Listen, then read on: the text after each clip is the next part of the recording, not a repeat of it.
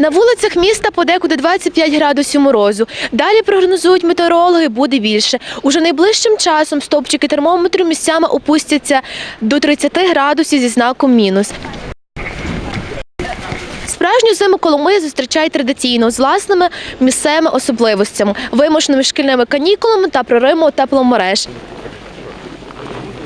Також у зв'язку з суттєвим зниженням добової температури почастішали випадки переохолодження та обмороження. Рідні медіа вирішили дізнатися, чи знають коломийці, як боротися з низькою температурою та як діяти при обмороженнях. Одягатися тепло і старатися недовго не бути на повітрі, бо холодне повітря погано діє на тіло, на обличчя. Треба фізично себе заготовити з молоду, і тоді буде все прекрасно. Рухаємося побільше, на морози стараємося менше вважати. Ми стараємося не обморожуватися. Більше рухатись, тепло одягатися. З низькою температурою теж не борюся, тому що з нею нема чого боротися. Вона яка була, така і є. Ми її просто переносимо. Чай більше всього, треба фізкультуру робити, розтирати ноги, мабуть, без алкоголю, звичайно, так.